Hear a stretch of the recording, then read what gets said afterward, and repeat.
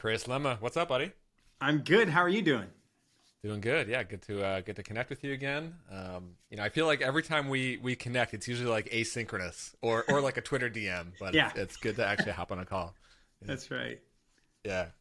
Um, well, I think it's been a while since we really caught up, and from what I see from afar, what I caught in your various news feeds is that you changed positions. I mean, I've always known you as like uh, really connected to the WordPress world, and working in the WordPress world and a bunch of different roles, and you're still well connected in that whole world. But yeah, why don't you tell us like where are you at now? When did it change, and what's Yeah, 2022 look like for Chris? yeah. So I stepped out into a role.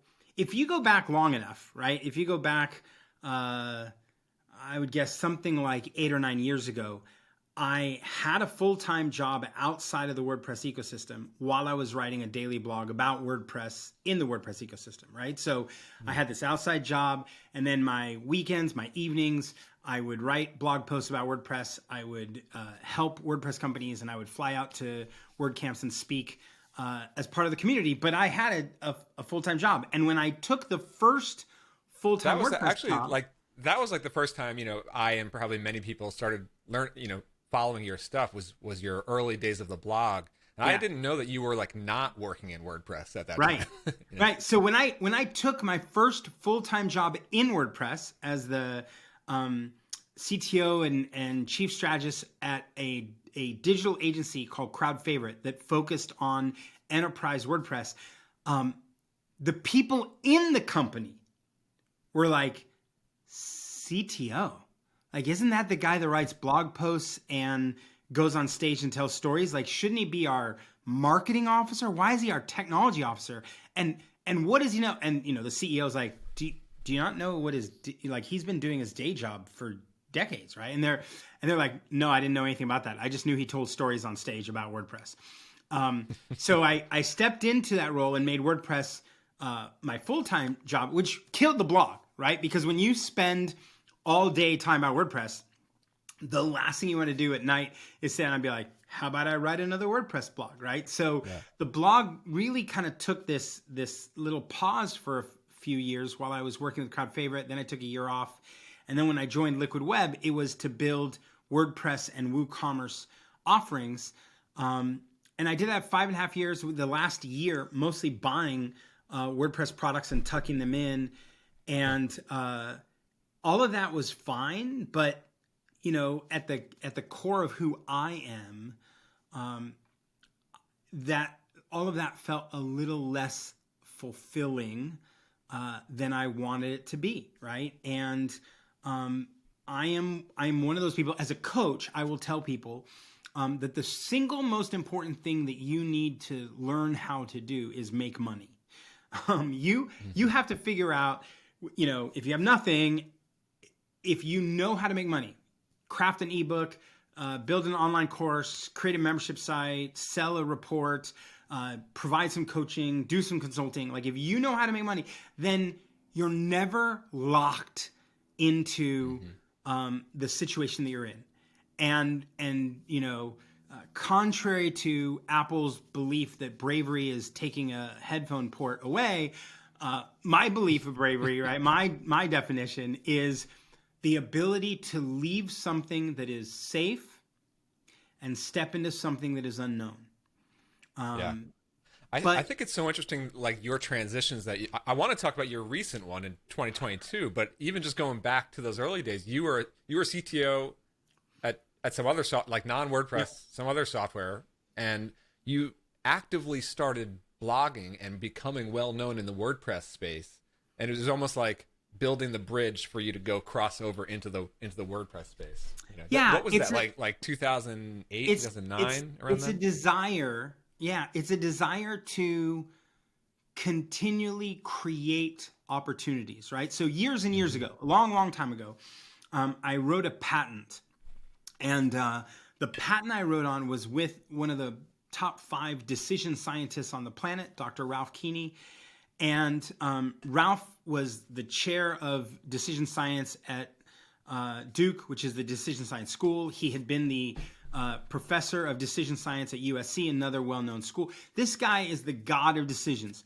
And he's written several books on decision, value-based frameworks and all this stuff. And his point, right, which I internalized and learned, was most people are really, really bad at decision-making. And the reason they're bad at decision-making is because they let other people put them in decision moments, right? They let other people craft, do you want, and we've all been in this situation. Someone comes up to us and goes, do you want A or do you want B? Choose. And he's like, that's a horrible way to make decisions, right? And even when we create our own decision problem, we normally are like, well, we're going to go on vacation. Do you want to go back up to the mountains or do you want to go to the beach place? And you're like, well, how come a African safari wasn't one of the options, right? Like, so he would push you, right, to learn how to craft your own decision moment and create a lot of alternatives. So as I was looking at the world of TypePad and Blogger and WordPress, and all, I mean, we're talking about a long time ago. I was a VP of engineering for a software company.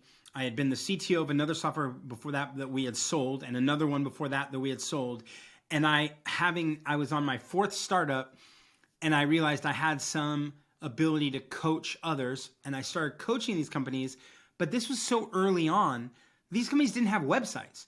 So one of the functions when you're talking about what's your go-to-market message, what's your branding, what's your value proposition, how do you pitch, what's the narrative that you sell your product, they didn't have a place to put those words. So even as I was helping them craft the words, I'd be like, okay, we need to put up a little 5-page website and just someone's going to, you say, oh, I'm so-and-so I'm Brian from Zip Message. What's the next thing they're going to do? They're going to look up Zip Message. So we need a 5-pager. And so I started playing with a bunch of these tools and found WordPress as the easiest one to build a 5-page website. And for me to craft the content or the messaging and put it in there, but then let them edit it and use it, which meant you need a CMS that doesn't require you to be a technologist, right? And that's how I found WordPress and started leaning into that space. WordPress has always been kind of interesting because it's like the popularity of WordPress just skyrocketed so fast. Yeah. And I think that the business side of WordPress was always a few steps behind, other, like the rest of the SaaS and software industry has been evolving, but like WordPress was always a few steps behind in terms of like business, approach to building startups. So it like very tied into the open source community. I mean, it's gotten a lot more sophisticated now, but like the sheer volume of users flooding into WordPress sort of helped it survive.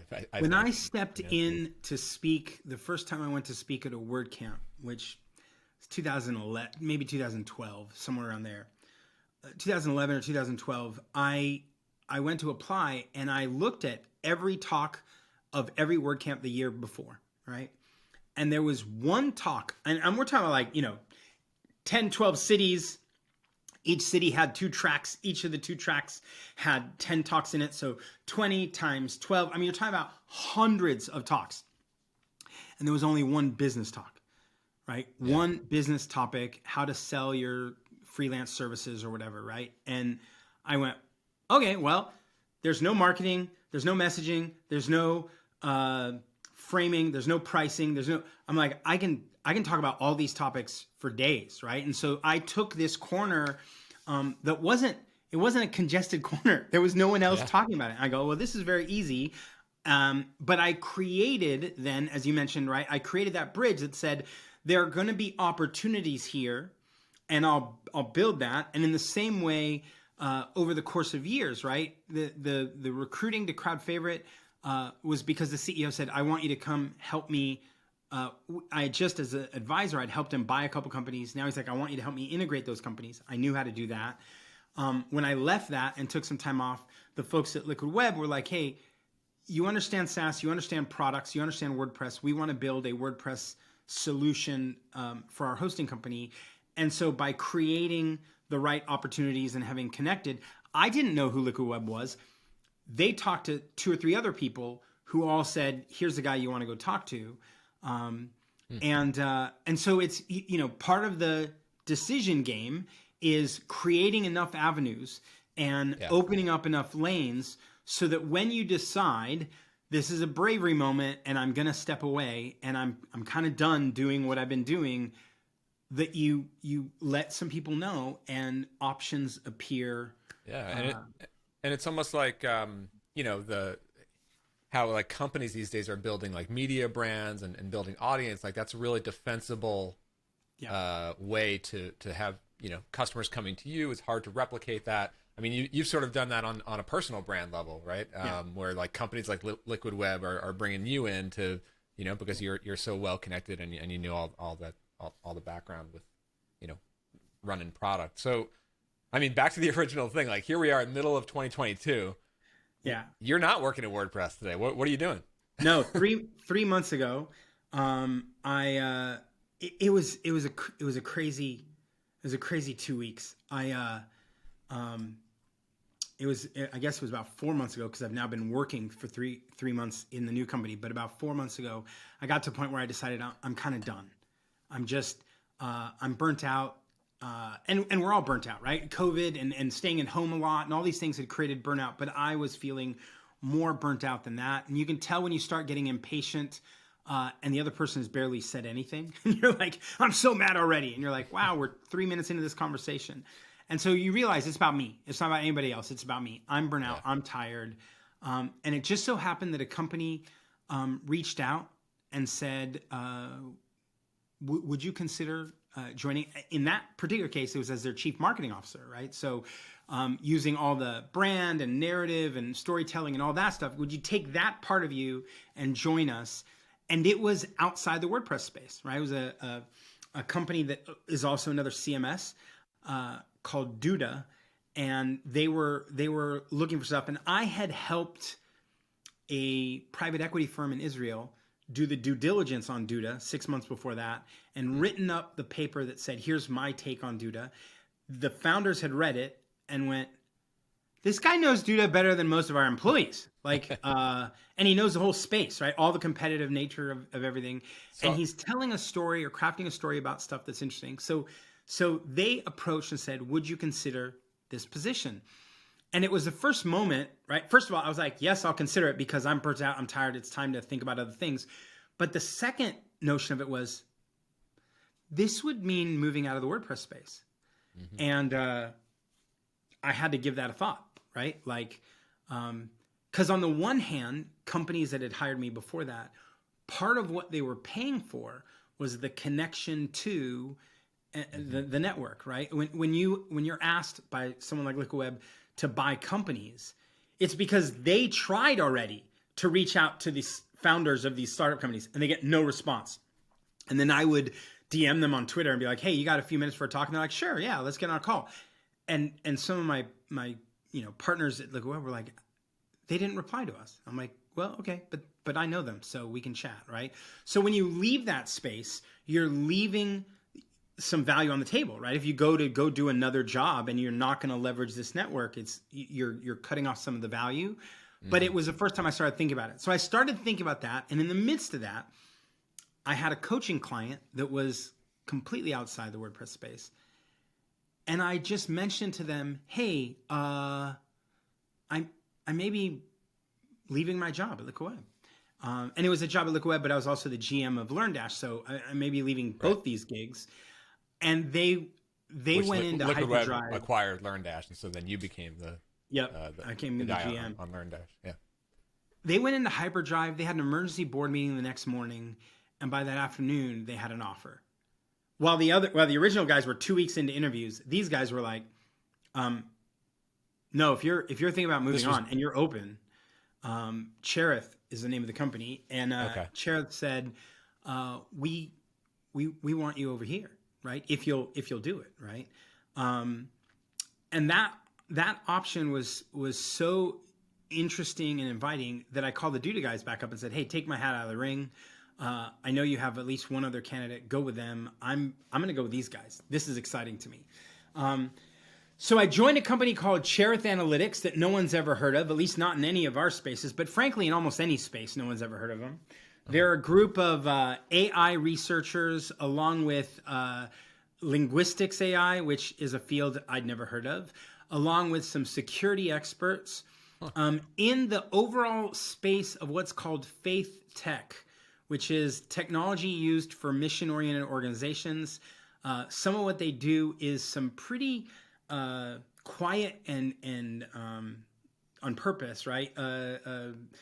Product work of taking content behind China's firewall, the Great Firewall, and making it available even in the midst of all the work that China does to slow down the internet, other than for local servers, and to monitor.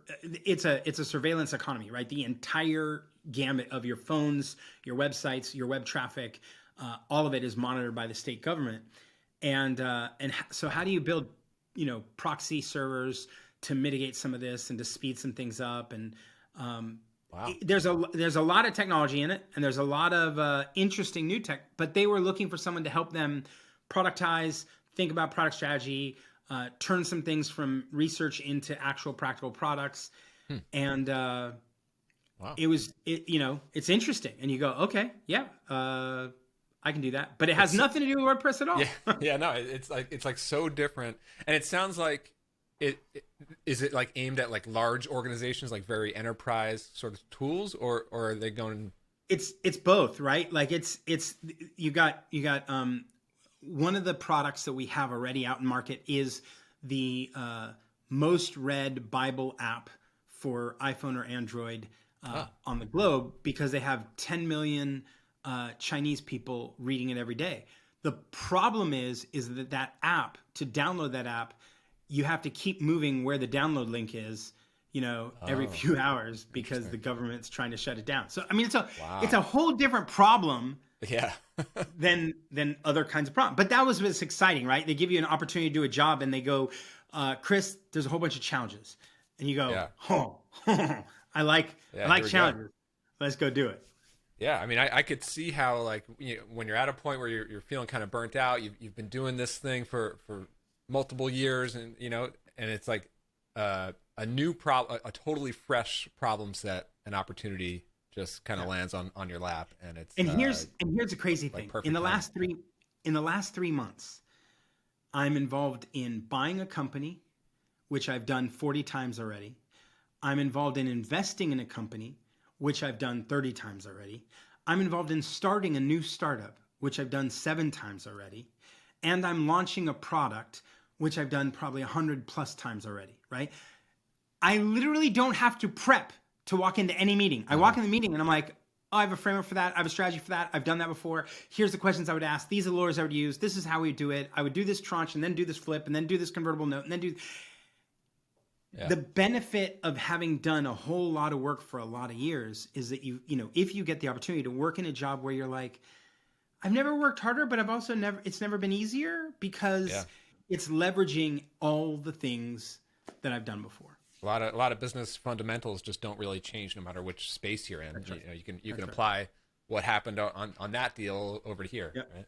Yeah. Very cool. Very cool. So, I mean, I'm just kind of curious, I've always, at least in the last several years, I feel like Cabo Press might be like my only like remaining connection somewhat to like the WordPress world and some, friends who work in WordPress. But like, I still feel very disconnected to like what's going on in and around WordPress. I'm curious to know your take, because one thing that I just noticed from afar, I think it's hard to not notice this, is like, as for so many years there, WordPress was like the no-brainer, like, why are you even considering any other CMS, right? Like, yeah, like Squarespace was out there for a while as well, but like, now, I mean, with like Webflow just seems like a giant, and then there's other ones coming up that are starting to like chip away at WordPress, maybe more than chip away. I mean, what do you think about that? I'm still like just kind of hard code like static sites, but like, what's the landscape looking like now? Is it actually getting more fragmented than it was? Yeah. So 6 years ago, the one that nobody knew about was GoDaddy's website tonight, and you were buying a domain name from GoDaddy, and then they would say, "Hey, do you want a website tonight? Because you can just click this thing and we'll give you a website." That thing was probably powering like so many. It powered more websites than Wix, Weebly, and Squarespace combined. And nobody put it on a list, right? Nobody had it on a list. Maybe Matt Mullenweg, maybe WordPress had it on a list, but all those of us that are talking about new CMSs and drag and drop and whatever, nobody had this GoDaddy product on the list. And that's kind of what you realize for GoDaddy and for WordPress is we've never been good at marketing. Yeah. Right. Marketing just wasn't, they didn't have, for the longest time, the WordPress project and Automatic, which are two separate dynamics, but still had no marketing staff. Right. And so if you're not marketing, and by the way, if you're GoDaddy and you have a website tonight, you don't market. It's just a post-purchase upsell. Like, hey, you bought a domain, so it's a carry-on product. When I went to go build the WordPress offering at Liquid Web, I'm sitting there talking to one of the execs at GoDaddy, who's a buddy of mine, and I said, well, I got us to $2 million in ARR. He's like, that's awesome. I go, yeah, I know that's nothing compared to what you do at GoDaddy, but remember that at GoDaddy, you can just do a one-click upsell to buying a domain. I'm starting from nothing. Like, they didn't know that we existed. I'm competing against 10 other hosts that already do manage WordPress, and now I'm sliding in to take a corner, right? So in those days, it was Wix, Weebly, Squarespace, and they combined, barely made a low single-digit percentage difference in the world, right? So WordPress was growing, and also WordPress was not looking at, okay, who's the competitor at 1%, right? Like that's just not interesting. It's so interesting to me how like it's such a great case study in just understanding what your true competition is, right? Because like every WordPress plugin startup is looking at, well, who's my competition? Oh, it's the other WordPress plugin that does sort of the same thing as it was mine. It's like, no, there's a whole ocean of other customers who don't even know what WordPress is, let alone Wix or Weebly or whoever it is, Yeah. So then Webflow, who had been out for a little bit, kind of grew itself into a contender along with several others, right? And there is a little more fragmentation. The problem is that at the same time that those were all growing up, and we see them a lot in the US, in the parts of the world that are, growing rapidly in terms of website adoption, so, Bangladesh, India, Pakistan, etc., those places were picking up WordPress for 100 rupees, right? $1.99 a month in hosting. And so we went from like 32%, 33% to 43% in a very small span, right? It grew. But when it grew, it wasn't growing in the US, right? So you hear these words like, oh, there were 33 and 35 and 38 and 43% of the internet. And you're like, yeah, but in a part of the world that pays 100 rupees a month, not in the world where we pay $20, $50, $100 a month, right? Like let's just make sure we're clear on, where it's growing. And so because of that adoption, even when Webflow was growing, it's gonna be a very hard and small percentage growth, such that you don't feel like you need to worry about it, right? And this is when we talk about crossing the chasm, right? And you talk about the old school marketing literature that tells you how to market software. When you look at crossing the chasm, when you look at Clayton Christensen, right, who wrote about the upmarket climb, right, and less for less, and this ability to say, hey, when laptops are like, worried about multiple GPUs and CPUs, and we're getting the M1 and the M2 chip, right? And so you're saying there, nobody looks at a Chromebook as a competitor, right? But the Chromebook is a competitor. It's a less for less solution.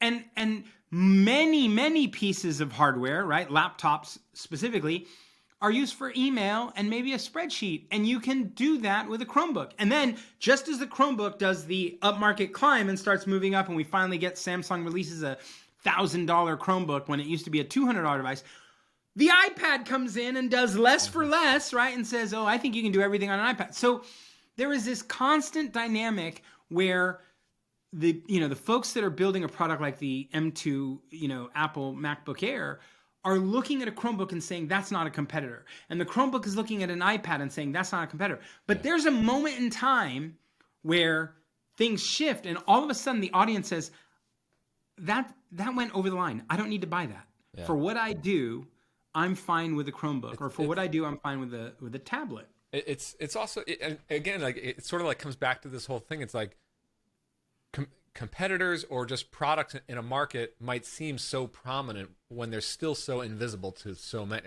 Like even like Webflow right now seems like it's really catching on, because like almost every other software business I know, they're tending to choose Webflow instead of WordPress, like they did a few years ago, when they need to get their marketing site CMS up and running. That, like, most people are reaching for Webflow, but that's just the people that I see in my US-based SaaS, well, not US-based, but like, SaaS software people, which is such a tiny market.